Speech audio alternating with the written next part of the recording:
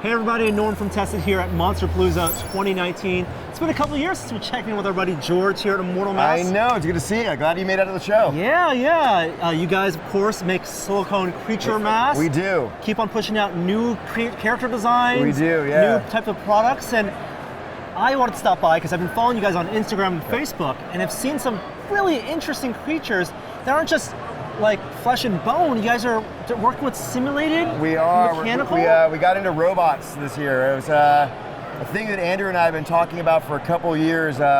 We want to start incorporating lighting systems into a mask that stretches 360 degrees, and that was kind of the challenge because lights don't really want to stay in anything that wants to stretch out, and push out away from them. So we started playing around with laser wire. We played something with EL wire, and we started contacting a couple companies and playing with what we know about where the mask stretches, and we were able to come up with some pretty cool elements and put some lighting elements into masks.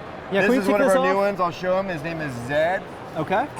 And we have an EL wire attachment here, and we kind of run through the course of the mask here. Oh. And then we have micro LED lights in the front.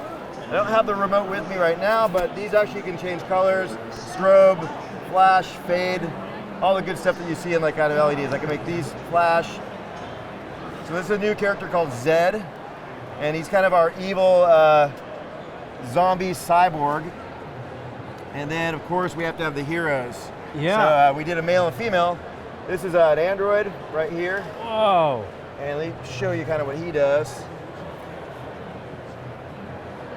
Now the cool thing is it's still all silicone. Whole thing's 100% silicone. And so how do you get the paint finish on something like this to make it look like we actually incorporate metal? Silver powders into our silicone-based paint system to do that. And then we kind of added some really cool magnetic elements here to be able to change the lights out, create breakup areas of the EL wire.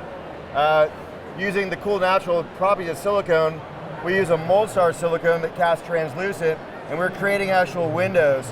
We just remove the silicone-based paint with naphtha or a solvent when we're painting, and we create these really cool kind of elements that go into this. It's almost like you're masking the paint and letting the translucency work to your benefit. Right, we kind of reverse the process. Instead of like additive too, we're actually taking away from, working with the natural translucency of silicones, and then putting in all the opaques and the silvers inside there. Or we can go and turn into like this guy here, like our Fast and the Furious car number here.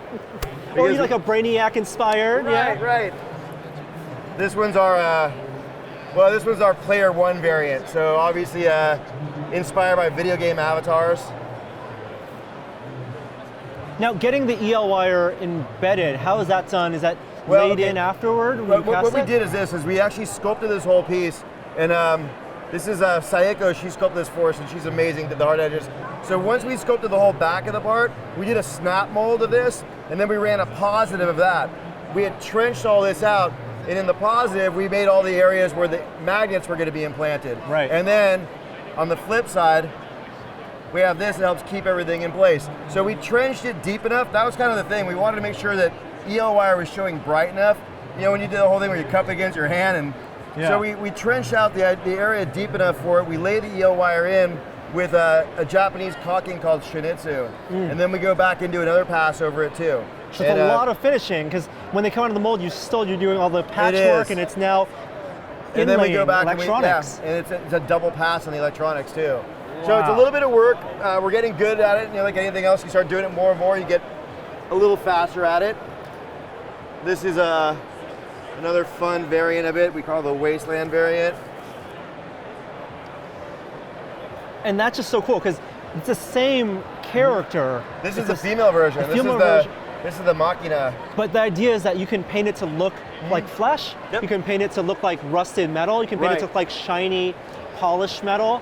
And it's still all silicone as the base. That was the fun part. The fun part was allowing us to do all those different things. We draw inspiration off from movies, science fiction things we watch, and like when we started looking at these classic designs, we looked at things like iRobot, or we looked at the Bjork video, All Is Full for Love. That was a great one too, where we're seeing whites, and then we're going back to classic things like Robocop, and we're going flesh against steel.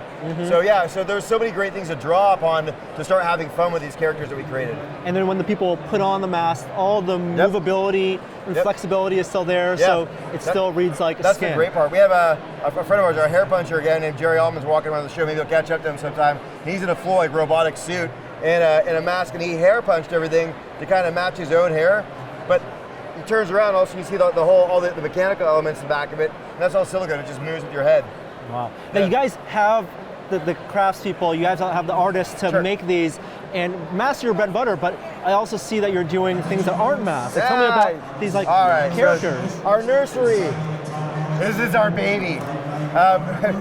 For a couple of years ago, we made this thing. It was for fun, and we call it Cletus. And Cletus is just this weird, I don't know, Cletus the fetus. It was this weird little alien baby thing. And we sculpted it. We didn't mold it for 2 years. 2 years went by, well, whatever, milled it just for fun. We made this thing, and we brought it to Monsterpalooza about 3 years ago, about 3 of them, and they sold out in the first 15 minutes. So we started making these things we call Immortal Babies, and this one's our cute Cthulhu. Oh. And this is a little take of our Cthulhu mask. Here, I'll let you hold the basket for me while I pull him out and show you what he can do. This is our nice baby boy here. And they're also 100% silicone, like our masks. And they kind of like pop it a little bit and kind of roll. Yeah. So we have this guy. We have our demon spawn. We have like a kind of our little hell baby. And we have Cletus. And I think we're about to do an alien and a dragon. That's on the list. We always have these idea boards of things that we want to do next. And so you can expect more of this line too. And I love that you guys actually take those ideas and make them. Always. It's like if we put it on our board, it's almost like we have to do it. Like it becomes a mission. So cool. So they're on our board right now, and they'll be done. Well, it's great to see you, George. Good to see you too. I know you guys moved in a new shop. We got to come by sometime. Please, I'd love to have you at the new shop. It's pretty cool. Awesome. We'll bring that in the next video. But thank you guys for watching. All right, guys.